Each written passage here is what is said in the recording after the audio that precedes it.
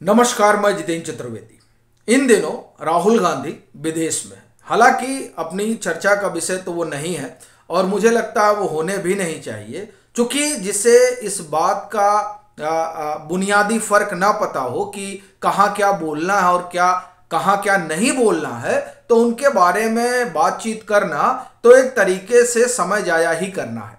वह इसलिए भी चूंकि वो ये नहीं तय कर पा रहे हैं कि दरअसल उन्हें चुनाव कहाँ लड़ना है। अब आप कहेंगे कि ऐसे कैसे आप कर रहे हैं, तो देखिए अब वो ब्रिटेन में जाकर शिकायत कर रहे हैं।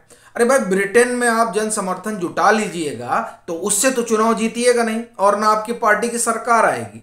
जो कुछ भी होना है वो हिंदुस्तान में ही होना है। हिंदुस्तान के ही लोगों का दिल जीतना पड़ेगा, तब कहीं जाकर आप सत्ता में आएंगे।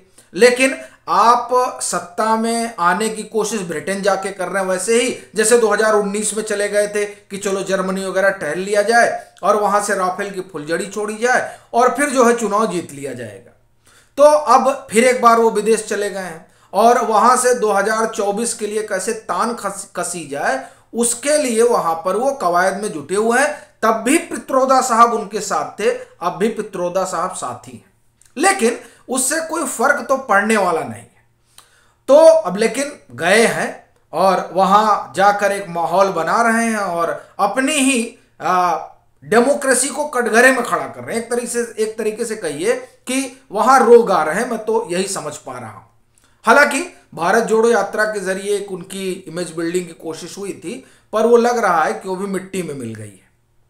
और वो जो तमाम सब उन्होंने दाढ़ी वगैरह बढ़ाकर और वो एक आप तरह से कहिए कि एक जो मेकओवर का सिलसिला चला था वो ब्रिटेन में वो औंधे मुंह गिर पड़ा। लेकिन क्या करिएगा, अभी तो यही सब चल रहा है। लेकिन इसके बीच जो बड़ी बात है जिस पर चर्चा करना जरूरी है वो ये कि विपक्ष जो है वो इस समय आप ये कहें कि भाजपा के सियासी दांव में जाकर फंस गया। अब आप कहेंगे कैसे?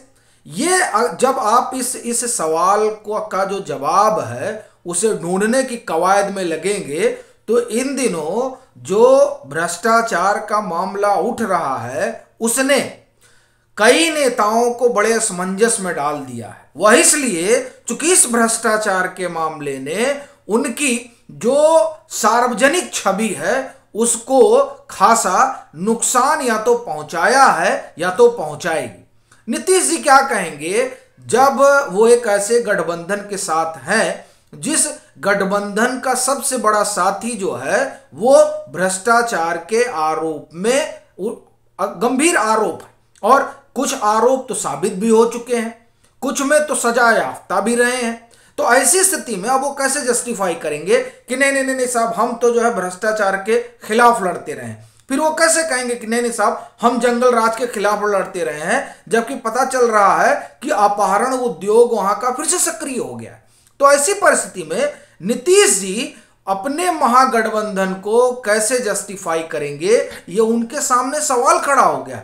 और सवाल यह भी कि जिस मामले की जांच पड़ताल हो रही है, जिस मामले में सीबीआई पूछताछ कर रही है, फिर चाहे वो पूछताछ राबड़ी देवी से हुई हो या लालू प्रसाद यादव से, उस मामले की जो शिकायत है ये उन्हीं के नेताओं ने की थी। एक उनके नेता थे और एक राजद में जो आजकल है उन्होंने किया था।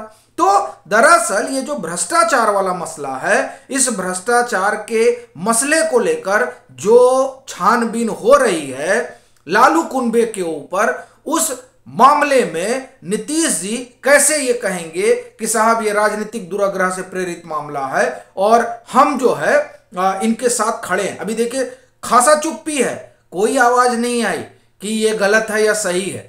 और ये दुविधा अकेले उनके साथ नहीं है। ममता बनर्जी की अपनी एक आदमकद छवि है पश्चिम बंगाल में, लेकिन क्या हो रहा है? भ्रष्टाचार का जो आरोप है वो उनकी सरकार को बैकफुट पर लाकर खड़ा कर दिया है। और ये जो भी बाईपोल वहां हुआ, उस बाईपोल के जो नतीजे हैं उसने ममता बनर्जी के होश उड़ा दिए। और दूसरा भ्रष्टाचार एक जो है मसला पश्चिम बंगाल में बन रहा और इसे लेकर इंडिया टुडे ने एक बड़ी रिपोर्ट की थी कि किस तरीके से ये मसला वहां गले की फांस बन सकता है। क्योंकि जब भ्रष्टाचार होता है तो उससे परसेप्शन बनता है, वो सरकार के खिलाफ बनता है। अभी आप देखिए आम आदमी पार्टी जिस तरीके से भ्रष्टाचार के आरोपों में घिरी है, वो कैसे कहेगी कि हम ईमानदार हैं, हम ड्राई ऑनेस्ट हैं। और ये सवाल सिर्फ अरविंद केजरीवाल के सामने नहीं है, ये सवाल नीतीश जी के भी सामने है और ये सवाल ममता बनर्जी के भी सामने है। ये तीनों नेता जिनके बारे में ये माना जाता है कि ये, अगर हम अरविंद केजरीवाल को एक बार की अलग कर लें तो कम से कम नीतीश कुमार और ममता बनर्जी के बारे में तो ये माना ही जाता है। फिर वो जो कुछ वहां चल रहा है उससे उनका जो अपना एक मॉरलिटी वाला मसला है वो कटघरे में खड़ा हो जाता है। और कमोबेश कुछ ऐसी स्थिति अरविंद केजरीवाल के साथ। अरविंद केजरीवाल कैसे कहेंगे कि ये जो दारू घोटाले की जांच पड़ताल चल रही है उसमें सब कुछ गुडी गुडी है।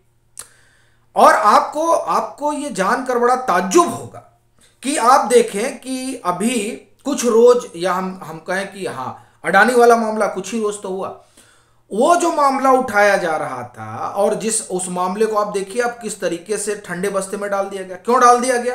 क्योंकि वो एक भ्रष्टाचार को लेकर एक नैरेटिव गढ़ा जा रहा था उन तमाम लोगों के लिए जो विपक्ष के अगुआ हैं, विपक्ष के समर्थक हैं, या मैं ये कहूं विपक्ष कहना ठीक नहीं होगा, असल में जो भ्रष्टाचार के समर्थक हैं।